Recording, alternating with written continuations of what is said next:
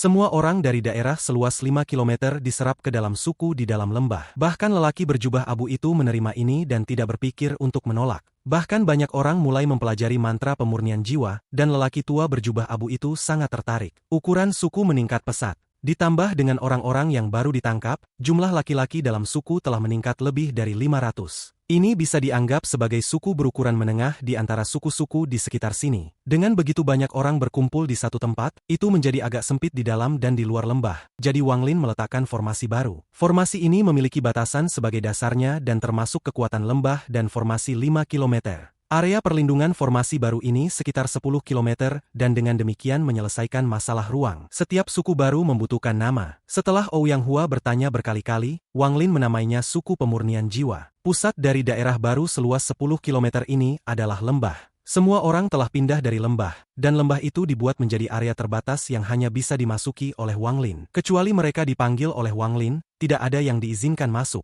Selain itu ada anggota suku pemurnian jiwa yang berdiri di pintu masuk seperti penjaga. Lembah ini menjadi simbol kekuatan tertinggi di suku. Wang Lin, orang yang tinggal di sana, dihormati oleh semua orang di suku pemurnian jiwa. Aturan Wang Lin masih belum berubah. Masih ada 3 metode untuk mendapatkan mantra setelah tahap ketiga. Semua orang di suku pemurnian jiwa menghabiskan seluruh waktu mereka berkultivasi. Selain dari orang-orang yang berpatroli, hampir tidak ada orang di luar karena semua orang berkultivasi di dalam rumah mereka. Suku pemurnian jiwa berbeda dari semua suku di tanah roh iblis. Ini lebih mirip sekte yang baru berdiri. Kehidupan Wang Lin menjadi sangat damai, karena dia adalah satu-satunya orang yang tinggal di dalam lembah. Semua rumah yang ada di sini sebelumnya dihilangkan oleh Wang Lin, dan sekarang tempat ini hampir seperti alam surgawi. Wang Lin secara pribadi membangun rumah kayu. Rumah ini sangat sederhana, tetapi ada dao besar dalam kesederhanaan ini. Jika seorang kultivator lewat, mereka akan memperhatikan bahwa meskipun ukuran setiap potongan kayu berbeda, tidak ada perbedaan dalam beratnya. Rumah ini adalah tempat Wang Lin tinggal. Dia duduk dalam posisi lotus dan berkultivasi. Dalam sekejap mata, musim dingin datang. Wang Lin membuka matanya. Ketika dia berjalan keluar, dia melihat salju jatuh dari langit.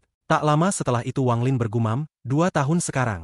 Dia telah berada di tanah roh iblis hampir 2 tahun. Dia menangkap kepingan salju. Ketika kepingan salju mendarat di tangannya, sedikit kedinginan datang dari salju sebelum mencair di tangannya dan sepotong energi spiritual iblis memasuki telapak tangannya. Semua yang ada di tanah roh iblis mengandung energi spiritual iblis. Wang Lin menarik napas dalam sebelum duduk dan menutup matanya. Kepingan salju jatuh dan mendarat di tubuhnya. Jumlah salju yang turun secara bertahap meningkat, dan beberapa jam kemudian, Wang Lin berubah menjadi manusia salju. Dia tidak bergerak sama sekali saat dia menyerap energi spiritual iblis. Kristal iblis di tubuhnya telah naik dari peringkat 5 ke peringkat 34. Semakin tinggi pangkat, semakin sulit tingkatnya naik. Peringkat 3 sama dengan pendirian pondasi dan 10 kali itu adalah pembentukan inti, dan langkah selanjutnya adalah 10 kali lebih banyak. Alasan Wang Lin memutuskan untuk menyerap energi spiritual iblis adalah karena ia dapat digabungkan dengan energi celestial, yang berarti ia dapat meningkatkan energi celestial. Meskipun dia memiliki giok langit senilai 100 tahun, itu hampir tidak cukup untuk membuatnya menerobos ke tahap akhir transformasi jiwa. Karena itu jika dia ingin meningkatkan level kultivasinya, dia harus mencari jalan pintas lainnya. Mengubah energi spiritual iblis menjadi energi celestial adalah salah satu metode yang dipikirkan Wang Lin. Jika Wang Lin bisa memikirkan ini,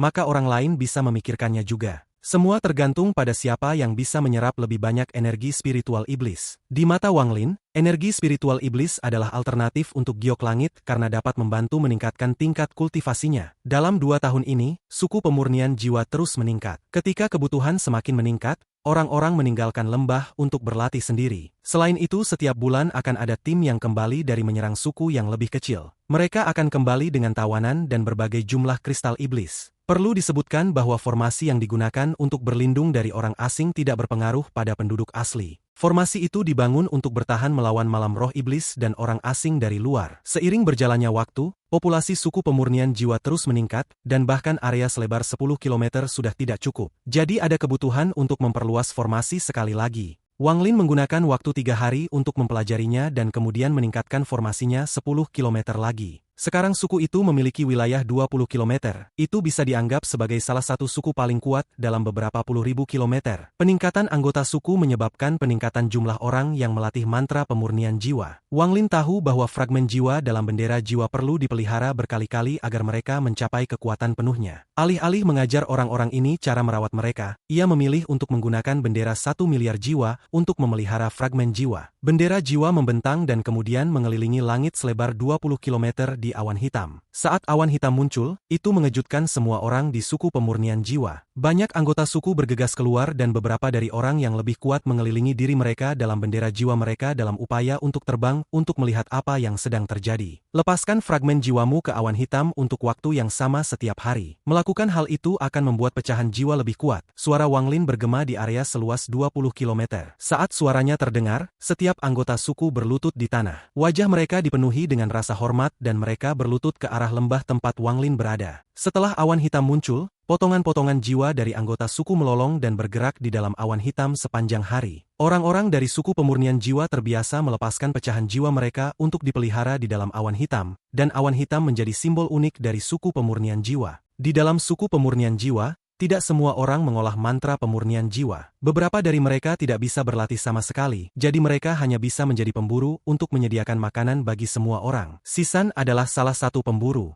Setelah kultivasinya terbuang, dia tidak pernah mengatakan sepatah kata pun. Dia seperti bisu. Tidak ada lagi semangat di tubuhnya. Di larut malam usahanya yang tak terhitung jumlahnya untuk berkultivasi ada emosi di wajahnya. Namun emosi itu adalah rasa sakit yang tak ada habisnya dan keengganan. Dia menolak untuk menerima ini. Ada banyak orang di suku yang berada di tahap keempat sekarang, dan ada banyak orang dengan lebih dari 10 bendera jiwa. Banyak jenius baru muncul dan menggantikan Sisan sebagai orang paling kuat di bawah Ouyang Hua. Semua ini terus-menerus menusuk hatinya. Karena itulah setiap kali dia pergi berburu, dia akan bertarung tanpa peduli untuk hidupnya. Akibatnya, ia hampir mati berkali-kali. Jika bukan karena ada anggota sukunya di sana untuk membantu, dia pasti sudah mati. Beberapa orang yang memperhatikannya mengetahui posisi asli Sisan di suku. Ketika mereka melihatnya seperti ini, mereka hanya bisa menghela nafas. Pada hari ini Wang Lin sedang melihat sepotong kayu di tangannya. Potongan kayu itu benar-benar hitam dan mengeluarkan gelombang cahaya iblis. Ketika salah satu anggota suku menyerang suku kecil, mereka tidak menemukan kristal iblis. Namun salah satu anggota suku menemukan potongan kayu ini di lokasi pemujaan suku musuh. Jadi dia membawanya kembali dan memberikannya kepada Wang Lin. Ketika dia melihatnya, dia mengangkat kepalanya untuk melihat keluar lembah, di mana dia melihat sosok tua Ouyang Hua. Junior punya masalah untuk dibahas dan ingin berbicara dengan leluhur. Gelar leluhur datang dari semua orang di suku. Karena Wang Lin tidak menolak, dapat dikatakan bahwa dia setuju. Masuk. Wang Lin menunduk untuk melihat potongan kayu. Ouyang Hua memasuki lembah. Dia memegang seseorang di lengannya.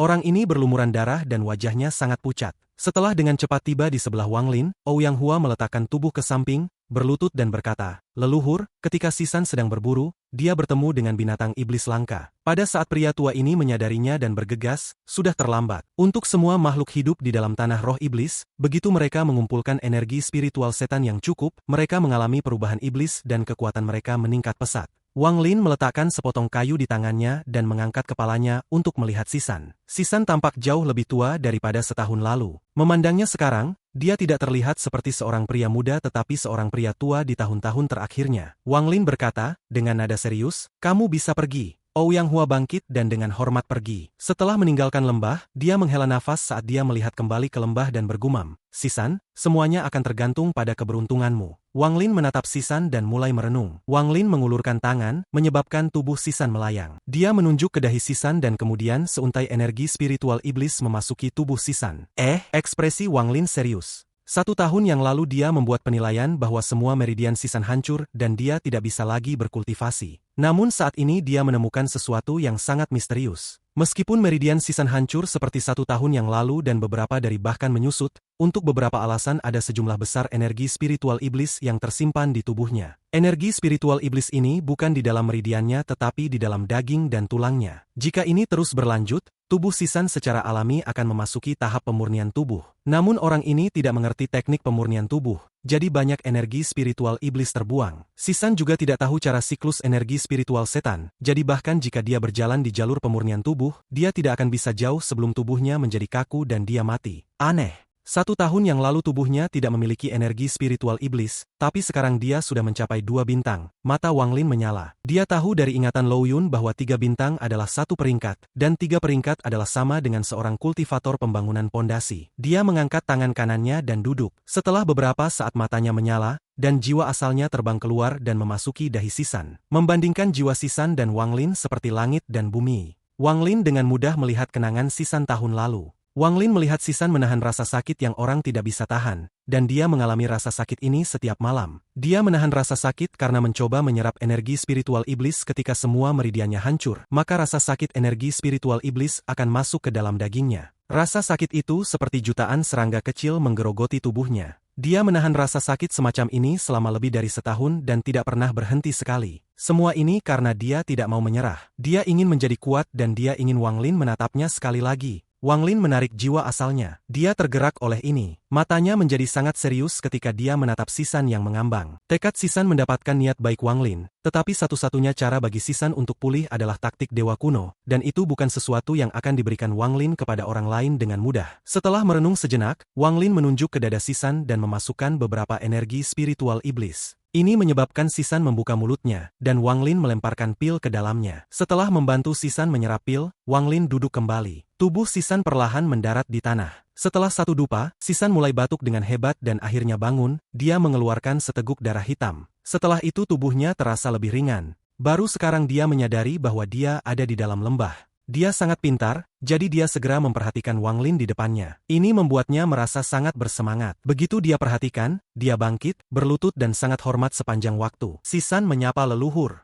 Ekspresi Wang Lin tenang ketika dia melihat Sisan dan berteriak, "Bagaimana Anda mendapatkan energi spiritual setan di tubuh Anda?" Tubuh Sisan bergetar. Dia sangat menghormati Wang Lin, jadi dia dengan cepat memberitahu Wang Lin apa yang telah dilakukannya selama setahun terakhir ini. Apa yang dia katakan persis sama dengan kenangan yang dilihat Wang Lin, dan dia tidak menyembunyikan apapun. Wang Lin mengangguk dan dia perlahan berkata, "Sisan, semua energi spiritual iblis di tubuhmu tidak berguna tanpa meridianmu. Begitu kamu mengumpulkan terlalu banyak energi spiritual iblis di dalam tubuhmu, kamu pasti akan mati." Wajah Sisan pucat dan dia tersenyum sedih. Dia mengambil napas dalam dan berkata, "Leluhur, Sisan tidak ingin menjadi orang yang tidak berguna." Sisan tahu bahwa mengumpulkan energi spiritual iblis dalam tubuh mungkin bukan ide yang baik. Namun itu satu-satunya cara bagiku untuk merasa aku berharga. Saya memiliki energi spiritual iblis seperti orang lain. Pada akhirnya suara Sisan diturunkan dan dia mengepalkan tinjunya. Wang Lin menatap Sisan, dan dia berkata, "Saya memiliki metode kultivasi yang dapat memungkinkan Anda untuk mentransfer energi spiritual iblis di dalam tubuh Anda ke dalam daging Anda. Ini akan meningkatkan kekuatan tubuh Anda ke tingkat yang tak terbayangkan. Meskipun Anda tidak akan bisa menggunakan mantra apapun, tubuh Anda akan menjadi sangat kuat. Ini adalah metode pemurnian tubuh. Apakah Anda mau belajar?" Tubuh Sisan bergetar hebat. Wajahnya dipenuhi sukacita. Dia tidak ragu dan dengan cepat mengangguk.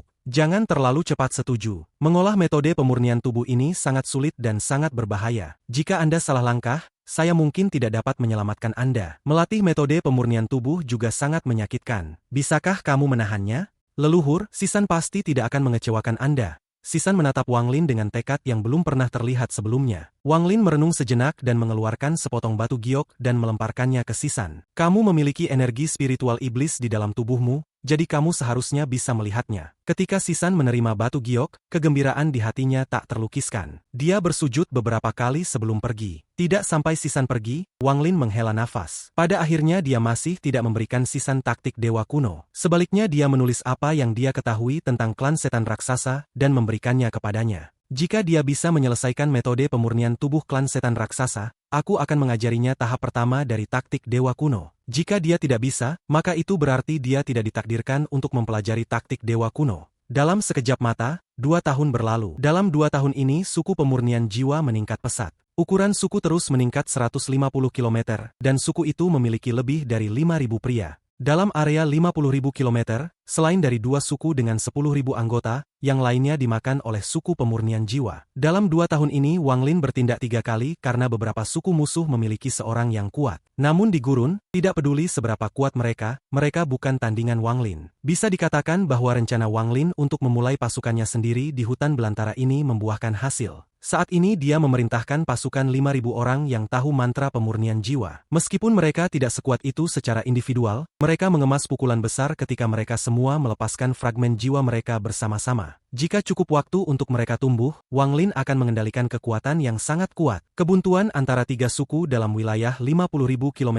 ini terjadi. Awalnya Ouyang Hua ingin menyerang salah satu suku besar, tetapi ia dihentikan oleh Wang Lin. Dia ingin anggota suku tidak menyerang orang lain dan fokus pada kultivasi. Kata-kata Wang Lin adalah mutlak bagi anggota suku. Satu hal yang layak disebut adalah Sisan. Ketekunan anak ini luar biasa, dan dia bisa belajar sedikit tentang metode pemurnian tubuh klan setan raksasa. Tubuhnya sekuat besi dan selama pertempuran ia akan selalu menyerang di depan. Tidak ada yang bisa menghentikannya. Dalam waktu 4 tahun, Wang Lin mengubah suku kecil di lembah menjadi suku besar dengan lebih dari 5.000 orang. Wang Lin memerintahkan mereka semua untuk fokus pada kultivasi karena dia punya rencana lain. Dia memutuskan untuk meninggalkan suku sebentar. Targetnya adalah kota iblis kuno. 4 tahun yang lalu, Wang Lin memiliki kesempatan untuk pergi, tetapi dia tidak pergi karena dia saat itu tidak memiliki kekuatan sendiri. Bahkan jika dia pergi, itu tidak ada gunanya. Setelah 4 tahun, Wang Lin akhirnya bisa pergi ke kota iblis kuno tanpa khawatir. Bahkan jika dia tidak bisa mendapatkan pijakan di kota iblis kuno, dia masih akan memiliki kemampuan untuk mengubah situasi menjadi lebih baik. Untuk membuatnya lebih mudah untuk berkomunikasi, dia menghabiskan setengah bulan untuk membuat 2 transmisi suara. Satu dengan dia dan satu lagi di dalam suku pemurnian jiwa. Jika bukan karena dia kekurangan bahan, dia akan menempatkan array transfer di dalam suku pemurnian jiwa. Dengan begitu dia bisa kembali dalam sekejap. Wang Lin tidak akan pergi sendiri saat ini. Akan ada 2 pemuda yang mengikutinya, dan salah satunya adalah Sisan. Orang lain dipanggil Huo Pao. Dia berasal dari suku kecil dan telah membangkitkan energi spiritual iblisnya. Dia memiliki 2 bintang energi spiritual iblis ketika dia bergabung dan merupakan ahli nomor 1 dari suku kecil itu. Ouyang Hua secara pribadi menangkap orang ini dan memaksanya untuk minum sup penghilang ingatan, maka orang ini menjadi anggota suku pemurnian jiwa. Orang ini sangat berbakat dalam kultivasi. Dengan titik awalnya dari 2 bintang energi spiritual iblis, ia segera melampaui semua orang dan mendekati Ouyang Hua. Saat ini dia sudah mencapai tahap kelima, dan dia memiliki 97 bendera jiwa bersama dengan 31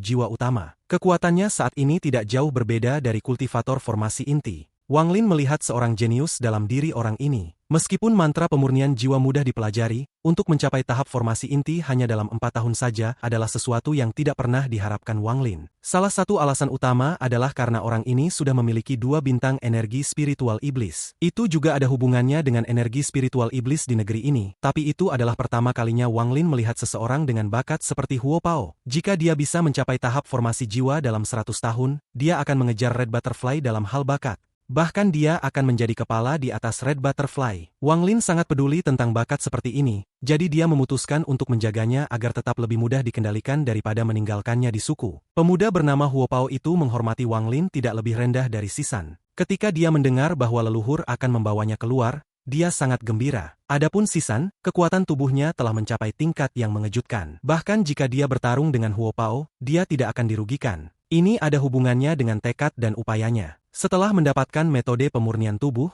ia menghabiskan waktu berhari-hari berkultivasi. Dalam hal keseriusan terhadap kultivasinya, dia nomor 1 di suku. Pada pagi ini saat matahari terbit, Wang Lin berjalan keluar dari suku pemurnian jiwa. Huo Pao dan Sisan mengikutinya seperti penjaga.